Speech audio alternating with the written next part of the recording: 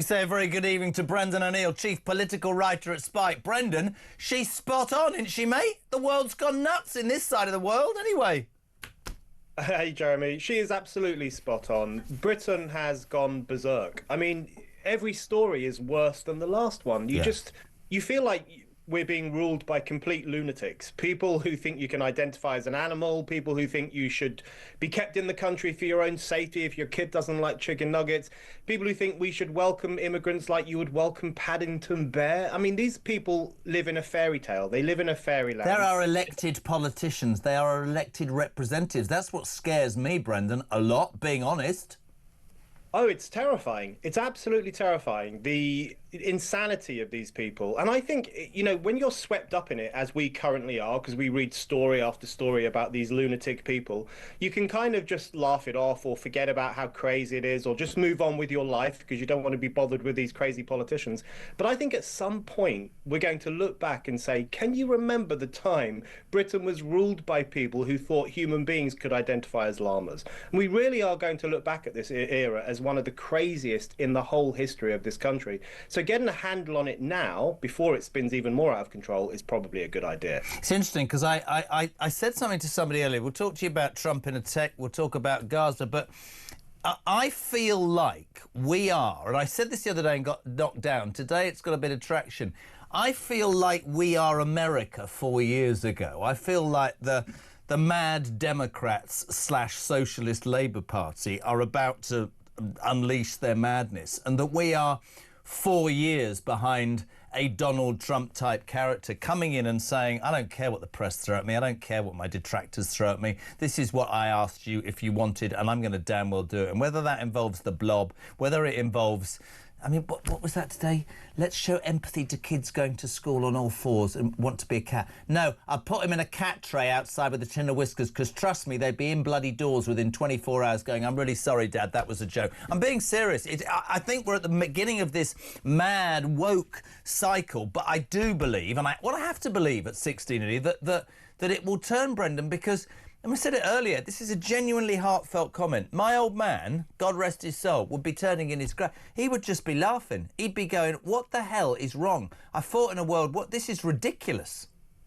Yeah, part of me hopes we're in the death throes of wokeness, and that's why it's so crazy. And the death throes could last a long time. I don't think it's going to be over tomorrow. It could last another few years, but I think we might be in the final stages. And I think that for two reasons. Firstly, because wokeness is now almost dead in the United States, certainly in Washington, D.C., and in the White House, and in the Trump administration's plans for the country. Wokeness is dead. It's over and done with. Of course, it's still alive on campuses and so on, but Trump is killing it off. We are going to have to catch up at some point. But at the moment, I think we're going through the crazy final stages. And you can tell it's the final stages because now when a politician says you can identify as a llama, or when the Children's Society said you should show empathy to kids who think they're cats or kids who think they're dogs, you hear more and more people laughing at it. Your callers laughing at it. People you meet on the street will just say, what a joke this is. So it's not taken seriously anymore by normal people. And I think the best cure for crazy politicians is the laughter of the public, and that's what we're going to get. It's really interesting when you talk about, we talked about it last week, didn't we, what I call the mainstream moderates. Why has it taken, do you think? You're a political writer. You have your finger on the pulse. Why has it taken so long for common sense? And I do agree with you. I don't think we're at the end of it. I think there is a much better general awareness than there has been ever. I think people are not scared. I mean, I could tell you 10 years ago you couldn't talk about immigration, you'd be labelled a racist. I think people now are prepared to say, hold on a second, we've done our bit. It ain't right, we're struggling, hold on a second. And you know, the lefties will jump up and down, but actually feel that there's something right in being able to speak the truth. Why has it taken so long, Brendan? That's a really good question. You know, people often talk about the madness of crowds, but what worries me is the madness of the elites. You know, when I hear a crazy idea these days, I just know it's come from some top university or from some well-paid member of the think tank classes. The craziest ideas actually come from the elites. And in the general public, there is a groundswell of common sense. There's a groundswell of skepticism towards this wokeness. I think that's been kind of quiet for some time. People have been silent. They haven't felt that they've They haven't had the confidence to rock the boat. They've worried about being cancelled if they say the wrong thing in their workplace or if they say the wrong thing on the internet. So there are lots of reasons why the silent majority stayed silent. But that's what's changing now. What's changing now, and this is partly down to Trump's victory, is that people are speaking out more plainly and more clearly and more loudly against this nonsense. So politicians just aren't going to get away with it like they used to. Do you think that we will ever have... Interesting, actually. I respect your opinion. I meant to ask you this last week. Do you think we will have, or do have, or could have, in terms of the system we have in our country, a politician that could come in and do what most of us with a brain cell know is needed? And whether that's the blob, the media, the legal system, the judicial system, whatever, is there within the confines of the role of Prime Minister scope for somebody to make that much of a change that's needed in your mind? You know, that's really the question facing Britain in the 21st century, because in America they have the president has an extraordinary amount of power. You know, he can just issue an executive order and boom, men can no longer play in women's sports. Just like that, with a flick of his pen, that craziness is brought to an end. In Britain, it's more difficult because we have so many checks and balances, which can sometimes be useful. Yep. But we also have the blob.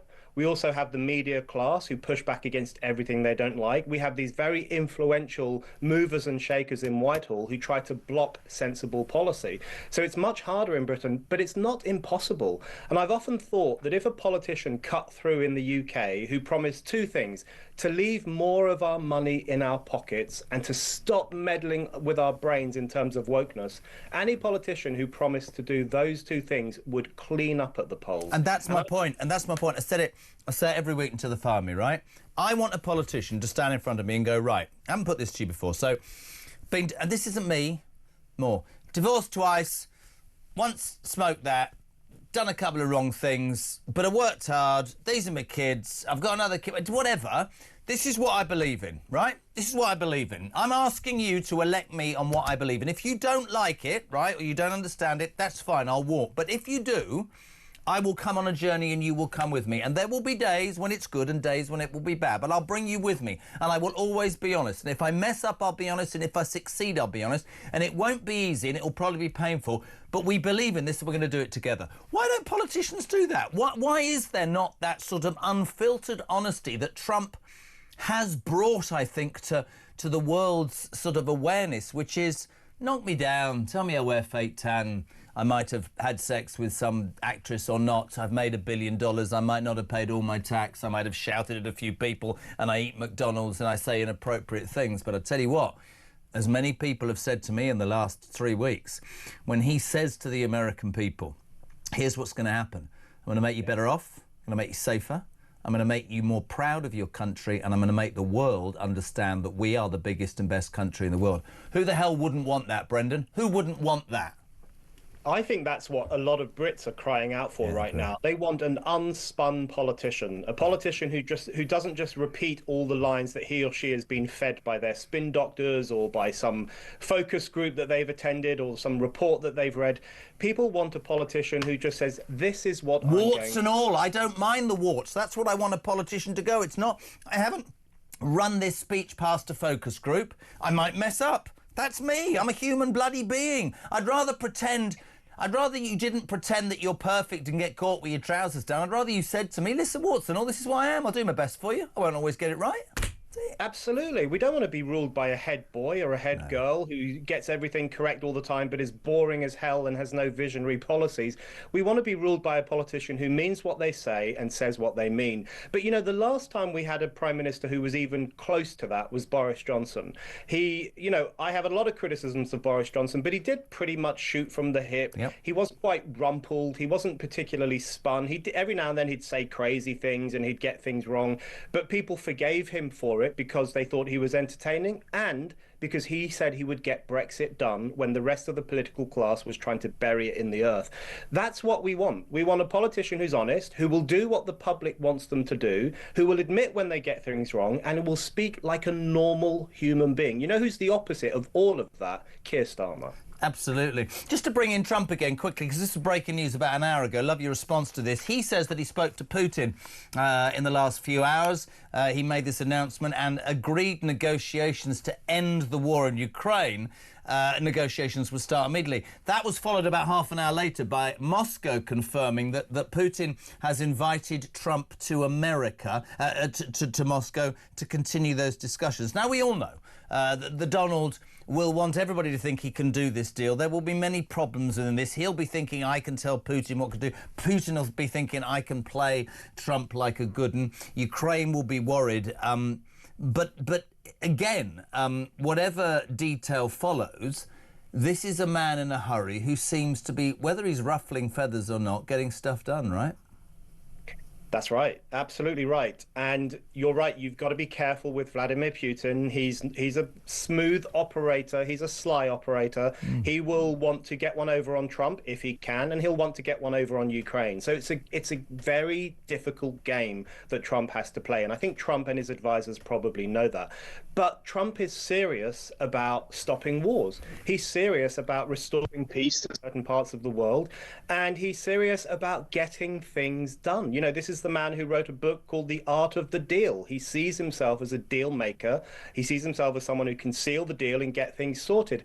You know, one of the things that was always said about Trump is that he was a danger to the world. He was this crazy orange bad politician who would destroy the world and drag us all into the Third World War. In fact, it was under Biden that we saw more wars than we've seen for a long time. And it seems that under Trump, we might just get peace in some parts of the world. So the idea that Biden was the adults in the room and Trump is the lunatic, that just doesn't wash anymore. The other news today, which I'd love your take on, we've talked about the madness, was this Palestinian migrant who was allowed to stay in the United Kingdom. I mean, so far this week we've had nuggets and the Caribbean's too hot, but this was a migrant who grabbed a left-wing trendy lawyer that we all paid for and went to a dodgy judge and basically has used a scheme meant for Ukrainian refugees to stay in the UK. I just wanted to ask you something, because I'm not saying it's split, because there would be a sort of certain... I had two sorts of sets of responses. The first, not as many, obviously, as the second. But the first was, hold on a second, Jez, you've got to acknowledge, we said when Ukraine was at war, we would take people, open our homes, these people will love, you know, mass destruction. Isn't this the same? The other lot, many of them were saying, well, hold on a second. Gaza is infested with Hamas-related terrorism. How the hell do you know what's coming into this country? Where do you sit on that, Brendan? I think that's a valid point. And, you know, no one in Ukraine attacked an ally of ours like Hamas did with Israel. Yeah. On the 7th of October 2023, Hamas carried out the worst mass murder of Jews since the Holocaust. Now, I'm not saying everyone in Gaza is a member of Hamas, but we have to bear that in mind when we're talking about refugees from that part of the world.